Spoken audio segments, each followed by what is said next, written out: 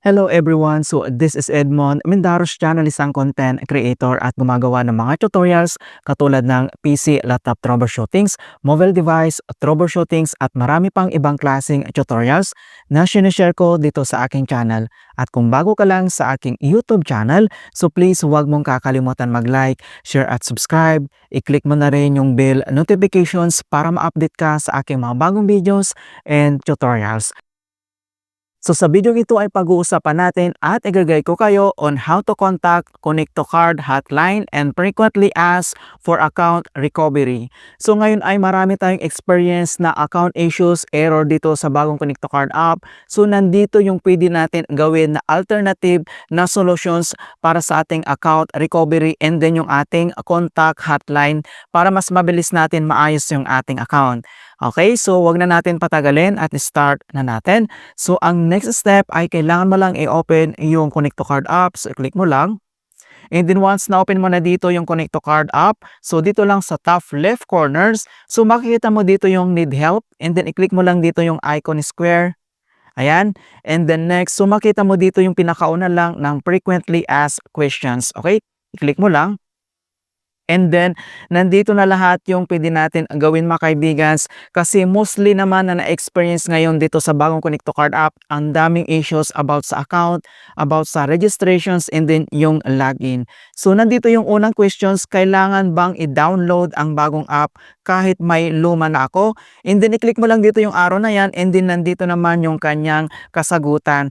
Yes, so kailangan i-download ang bagong Connect to Card app dahil hindi nagagana ang lumang versions nito. Kapag binuksan mo ang old app, may lalabas na prompt na magdadirect sa iyo para i-download ito. Yes, tama naman. Makikita mo dun is update versions. I-click mo lang and then madadirect ka na sa bagong Connect to Card app versions mga kaibigan. And then yung pangalawa, lahat ba ng uri ng cellphone ay maaring gamitin sa Connect to Card app. And then, ang Connect to Card app ay available na sa Google Play, Apps, Gallery, iOS, App Store. Ibig sabihin ay maaari na po itong i-download at gamitin sa parehong Android at Apple iPhone user mga kaibigan. Para sa Android, kailangan may versions kang 5.1 o mas mataas. Para naman sa iOS, ito ay compatible sa lahat ng iOS versions. Alright, and then next, so kung paano kung wala akong load or naka-promo lang yung aking SIM card. So kailangan mong may sapat na prepaid or postpaid para makapagpadala ka ng verifications SMS. So yun ang lagi kong sinasabi mga kaibigan na kailangan may regular load ka para sa pag-send ng yung code na marireceive mo dito para sa activations. So, bakit kailangan kong i-allow ang app permissions? So, kailangan i-allow ang app permissions, notifications, and then locations access para sa maayos na activations process po niya. Ginagamit ito ng app para ma-verify ang iyong number at mamanatiling secure ang iyong account. So, kailangan natin na i-app permissions mga kaibigan. And then, paano kung ibang SIM o mobile number ang gamit ko? And then, dapat pareho ang mobile number mo sa device mo at number na naka-update sa record ng bank. So, kailangan guys, tugma po sila. Kailangan parehas po yung mobile number mo. And then, kung hindi pa updated ang number mo, so pumunta sa malapit na card bank branch para i-update ito bago mag-activate. So, yan mga kaibigan, bago tayo mag-activate, kailangan updated yung ating informations nito para maiwasan natin yung error mga kaibigan. Alright, and then next, so nakalimutan ko ang username or password ko, paano ko to makaka-recover yung aking account? So nandito naman yung pwede natin gawin mga kaibigan, i-open lang natin yung app, itap mo lang dito yung account recovery, i-enter mo lang dito yung mga hinihinging details, and then i-verify yung mobile number, gumawa ng bagong username, password at MPIN.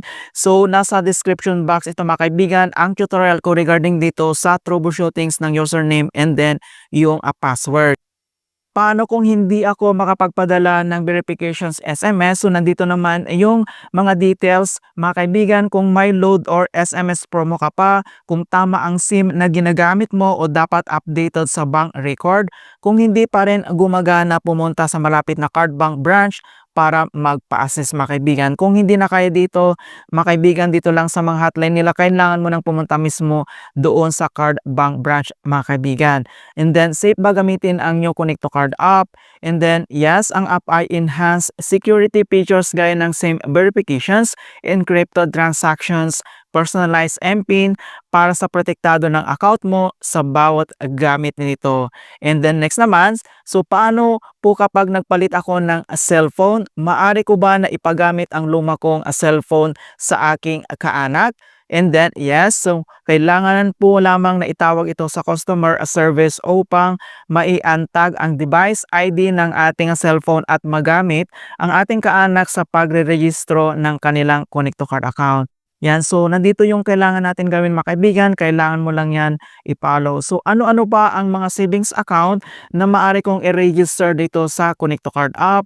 So ang lahat ng savings account maliban sa mga sumusunod ay maaring i-register sa Connect to Card: checking account, tagumpay, pangarap account, deposit, tiwala account, and then yung time deposits, maagap account mga kaibigan. Alright, and then next, bakit nalalak ang device ko kapag paulit-ulit akong nagkamali ng login or yung account details?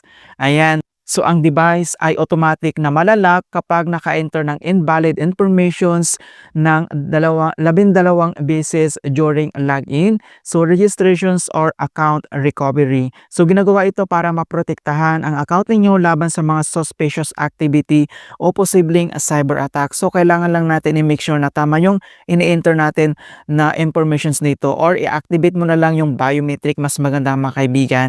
Safe na safe ka doon. Alright, so paano kung nalock ang aking device? So ito yung mostly ngayon na tinatanong mga kaibigan, and then issue and error. Kung nalock ang device ninyo, maaari itong i-report sa any branch ng Card Bank, mag-send ng message or tumawag mismo sa Card Bank customer service. And mga kaibigan, kailangan lang natin yan i-follow. So ano ba ang dapat kung tandaan para maiwasan ang device lock? Ayan. So dito, kailangan mong i-check mabuti ang login details bago ito i-submit. Huwag paulit-ulit mag-try kung hindi sigurado sa sagot. Kung nakatatlong invalid attempts ka na, agad magpatulong sa branch staff, and then huwag ibahagi ang account o device information sa iba.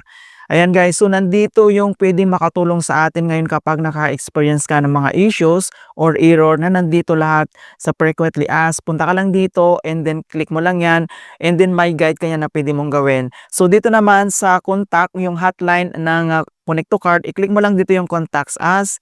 And then nandito naman yung pwede mong gawin, pwede kang tumawag dito, pwede kang mag-send ng SMS, mag-email mga kaibigan, nandito yung pwede mong gawin. So, i-click mo lang dito mga kaibigan yung icon logo na yan, and then madadirect ka kaagad yan sa mga contact hotline numbers po nila.